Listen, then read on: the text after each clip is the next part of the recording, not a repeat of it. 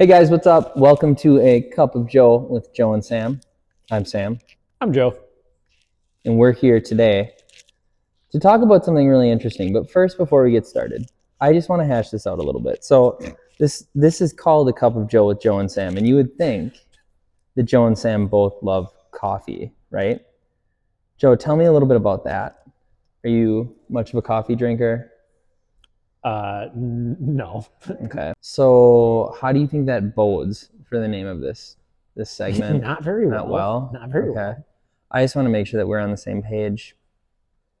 Seems like we should hash that out at a different time. Yeah, probably. Okay, so again, welcome to A Cup of Joe with Joe and Sam. We're going to talk about something that is pretty unique to our setting here because we get to watch it play out in a really interesting fashion.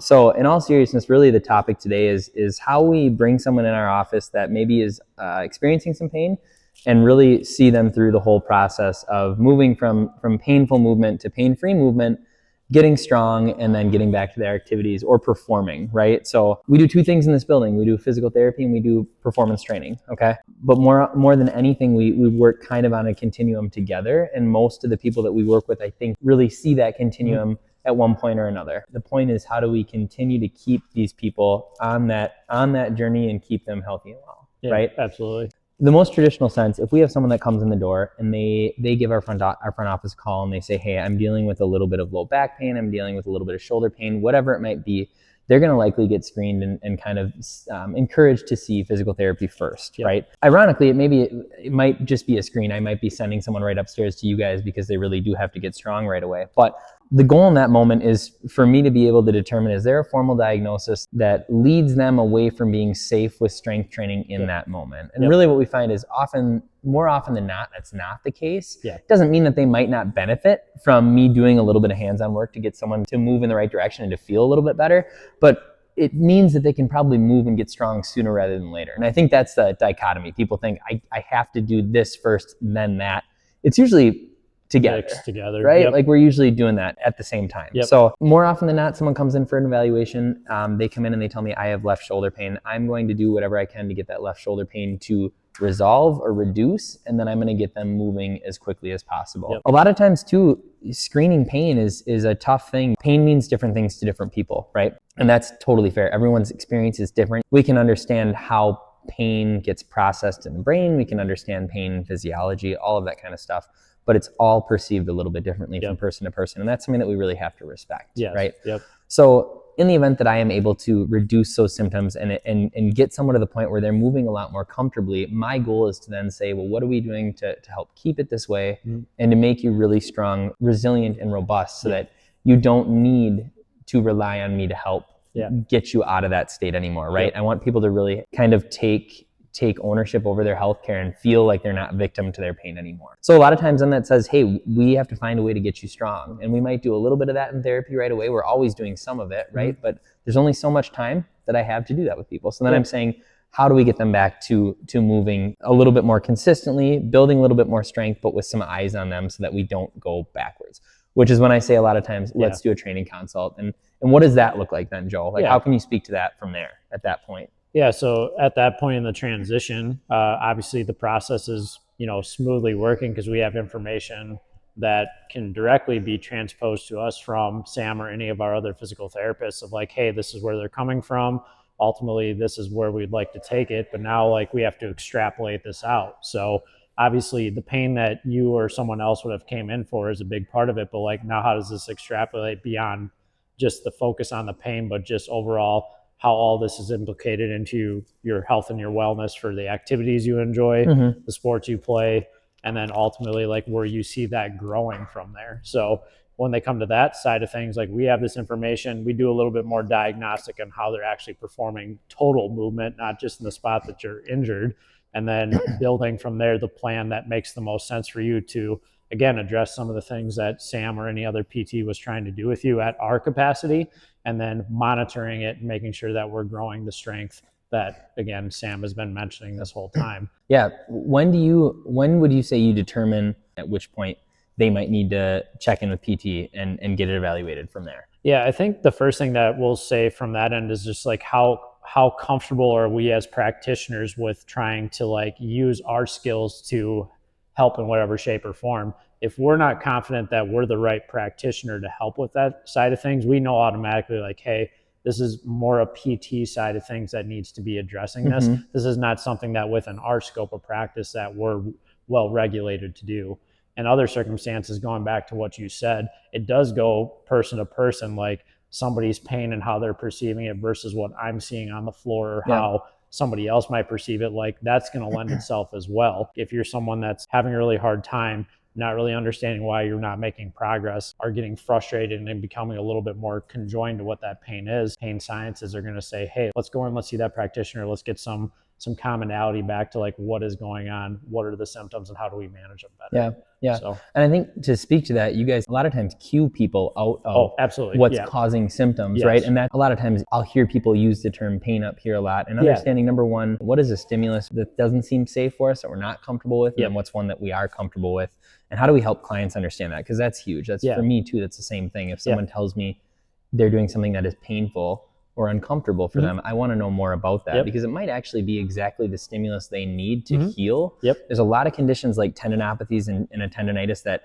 require load in order to respond appropriately, and that load is not always comfortable. No, not at all. Okay, so point being, there are times at which we do want that, or we do expect that pain to be there, right? And we have guidelines that tell us that that's a safe stimulus and that's actually a very helpful stimulus, but a lot of times people don't recognize is that the case, right? I think the important thing to just take away from that is like we're setting expectations. Like we're setting expectations of what they should be experiencing and ultimately like what the game plan is around that, so that they're not taken aback by like, oh, where did this come from? Or, oh, I wasn't expecting that. Like, why is this happening? It's those moments like that where I think we both upstairs and downstairs do such a good job of communicating that across to our clients. In creating expectations, we're just creating a better continuum of care of what we're doing here. And ultimately, like in session, as a performance coach, we are very well versed in having a good understanding of like how to cue people out of pain. It only goes so far at some point, you know, and at that point, it's like we start thinking, where do we go next? What are our lines of care? And like the good news is we have it right in this building. The reality is because one, we want it to encompass like this part of wellness where like you're trying to be as preventative as you can on things, and ultimately like being able to adapt where these people are at any stage. Like we have to be well versed in that. So while it is challenging for us and it can maybe seem challenging for people who we work with, we're just trying to simplify it down, make sure that's consistent, and then, you know, for the most part, I would say most of our clients that are doing this at a higher scale or a level where they're doing it consistently, they're having really great results and they're enjoying their time with us. So I think that's huge. Results speak for themselves too, right? Like we talked about keeping things in the building and kind of poking fun at it because, you know, people always say Joe breaks me, Sam hurts me kind of thing. Exactly. It's truly a joke that the point of keeping it in the building is for that continuum of care. It's for making sure that clients reach their full potential and that you're not back seeing me for the same thing that you saw me 6 months or a year ago for, right? So that being said, like, someone has, you know, if you aren't comfortable with the level of pain that you're seeing in someone and you're not able to cue them out of it, then that's kind of when people get referred back to me per se, right? And then I'm going to go through my diagnostics. And if there's a reason for me to believe that we shouldn't have pain, then we're going to treat a little bit more in PT and get that pain to put the fire out a little bit, right? If I feel like, no, this is kind of an expected level, we've got to create different expectations with this person and give them different expectations so that when they are training, they understand what's safe and what's not safe, and we'll send them right back upstairs, right? But that's the beauty of keeping it all in this building is we are talking to each other in passing, we're talking to each other in meetings, we're literally putting this plan together to make the best, most resilient human we can for every person that walks in these doors, right? Exactly. So, I mean, it comes down to if someone comes into me, my goal is to put the fire out and then to restore movement.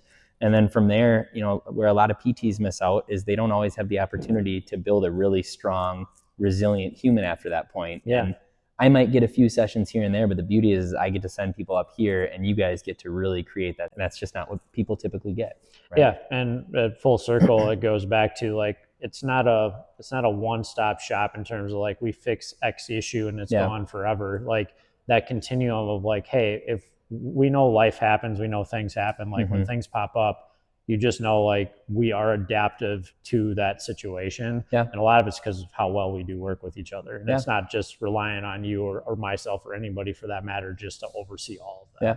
Which ends up being, we joke about this upstairs all the time.